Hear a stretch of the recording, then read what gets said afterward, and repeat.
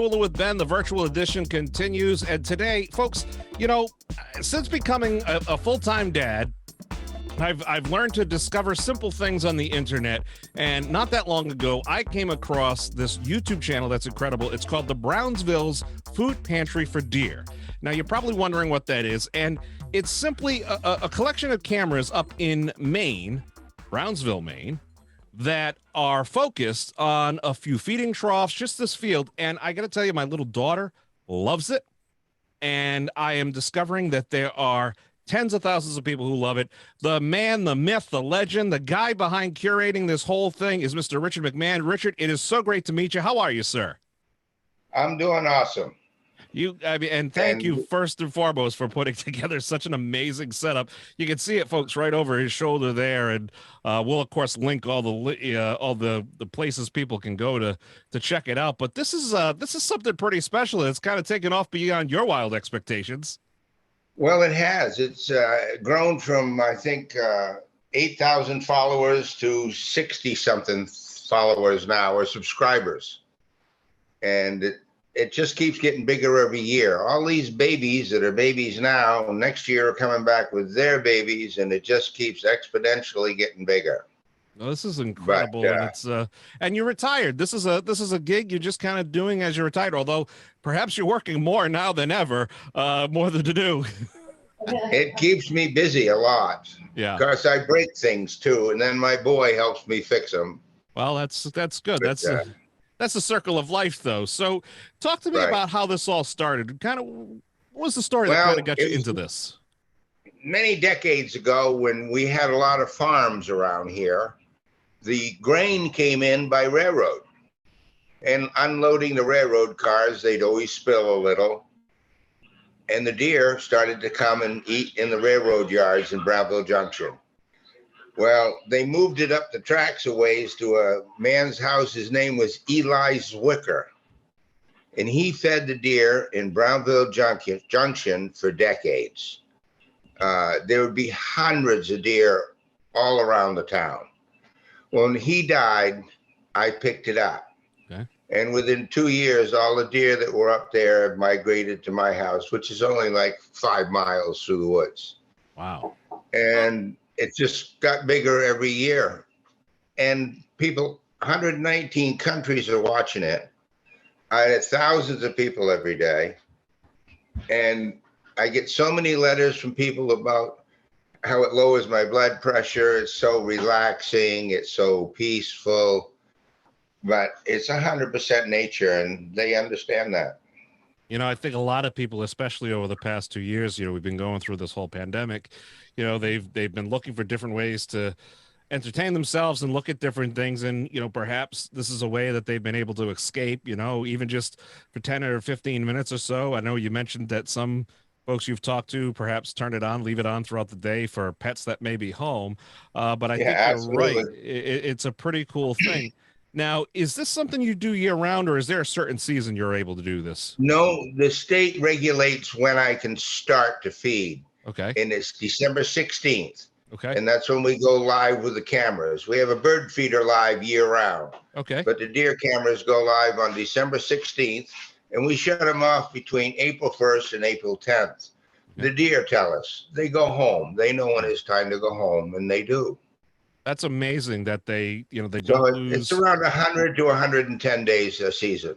That's amazing that they don't lose that instinct. You know, obviously people, you know, if an animal becomes domesticated, it might lose some of its instinct, but deer are not like that. They, you know, they can come and dine on the fine grains and oats that you're providing, apples on occasion, and and then acorns, and then they make their way back during the warmer months.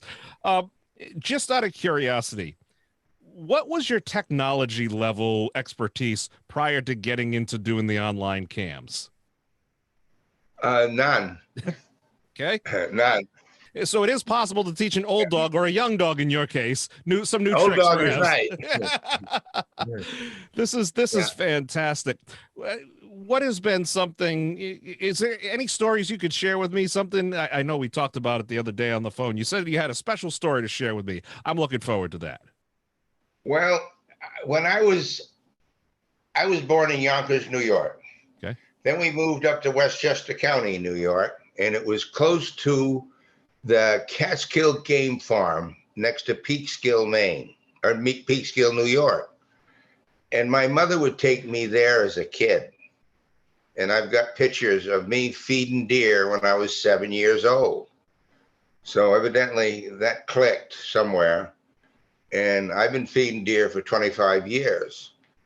And before that, I ate a lot of deer meat. Okay. So I've kind of flopped over. Instead of eating them, I'm feeding them.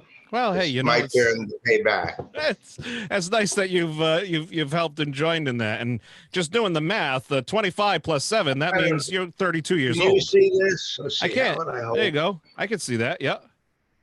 That's me and my mother. Wow. And I'm feeding the deer. Wow, that's fantastic. That's incredible. What's your favorite part of this whole thing? You go out every day and people obviously see you. They necessarily can't talk to you, obviously, because they're just watching, but you go out there and I mean, people must get so excited when they see you head out and actually fill the troughs. Oh, they do. They hear my four-wheeler start and they come running. Right now we're feeding probably between 100 and 150 deer. Okay. We're putting out 700, sometimes a little over, pounds of oats every day. And so far, the donations have helped me with this. After about 4 years ago, I think it was 2017, that we started doing the videos and the cameras. And since then, the donations have helped me a lot to pay for this. Well, that's great. And I appreciate it. Yeah, and if people want to get involved, obviously they can go on to the links that are on the Facebook live feeds. And there's 4 different views. There's the trough view, there's the close view, there's the road view, and then there's the PTZ. So that's, pretty cool. Well, I recommend they do YouTube because that's 24/7. Okay. Facebook's on, they allow me maybe 4 hours a day, sometimes 8 hours. Okay. It's on and off. Yeah. But YouTube is on 24/7 and it's got all those cameras. And plus, there's a lot of history to go back, check out the films. And one you might be interested in is mouse versus deer. Oh, tell me about this. Oh, it's right on film there. If you look into my archives there, the mouse actually runs right up to the deer, and the deer is standing there watching it. And it starts pecking at his feet and makes the deer move around and chases it around. This little teeny mouse. Wow. You got to look at it. We'll check that out. And Richard, last thing I'll ask you, as we kind of wrap this up, what does it mean to you now that you've got so many people watching and getting enjoyment out of it? This got to do something special for you, deep down. It must provide some great satisfaction. Well, I think the good Lord had something to do with this, because this has all happened in the last 4 or 5 years, and it's just, I don't have to worry about feeding them out of my pocket anymore. Mm-hmm. And that's a big weight off my shoulders. Now my only problem is getting the grain. I'm having trouble. Okay.